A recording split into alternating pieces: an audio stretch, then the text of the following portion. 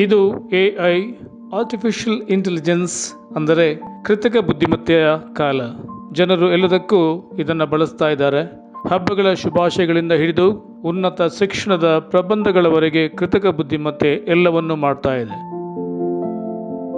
ಇತ್ತೀಚೆಗೆ ರಷ್ಯನ್ ಯುವಕನೋರ್ವರ ಉದಾಹರಣೆ ಸಾಮಾಜಿಕ ಮಾಧ್ಯಮದಲ್ಲಿ ವೈರಲ್ ಆಗಿದೆ.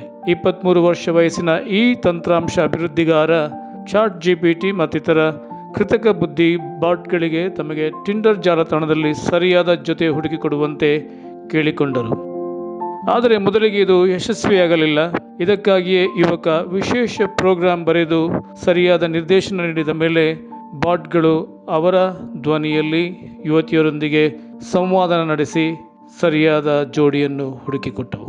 ಸುಮಾರು 1 ವರ್ಷ ಕಾಲ 5200ಕ್ಕೂ ಹೆಚ್ಚು ಮಹಿಳೆಯರ ಜೊತೆ ಯುವಕನೆಂದೇ ಹೇಳಿಕೊಂಡು ಸಂಭಾಷಣೆ ನಡೆಸಿದ ಬಾಟ್ಗಳು ಕಡೆಗೂ ಅವರ ಕನಸಿನ ಮಹಿಳೆಯನ್ನು ಹುಡುಕಿಕೊಟ್ಟವು.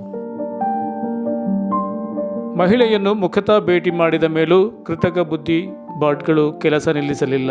ಅವು ಯುವಕ ಅವರ ಗೆಳತಿಯರೊಂದಿಗೆ ಏನು ಮಾತನಾಡಬೇಕು, ಹೇಗೆ ವರ್ತಿಸಬೇಕು ಎಂಬುದರ ಬಗ್ಗೆ ಕೂಡ ನಿರ್ದೇಶನ ಕೊಡ್ತಾ ಇದ್ದವು. ಸಂಬಂಧ ಸಮತೋಲಿತವಾಗಿದೆ ಹಾಗೂ ದೃಢವಾಗಿದೆ ಅಂತ ಹೇಳ್ತಾ ಇದ್ದವು, ಸಲಹೆ ನೀಡ್ತಾ ಇದ್ದವು.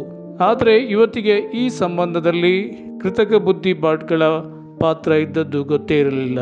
ಗೊತ್ತಾದ ನಂತರ ಆಕೆಯ ಪ್ರತಿಕ್ರಿಯೆ ಕೂಡ ಅತ್ಯಂತ ಶಾಂತಚಿತ್ತವಾಗಿತ್ತು. ಈ ಬಗ್ಗೆ ಆಕೆ ಯಾವುದೇ ಆಕ್ಷೇಪಣೆ ಅಥವಾ ತಕರಾರನ್ನು ಮಾಡಲಿಲ್ಲ.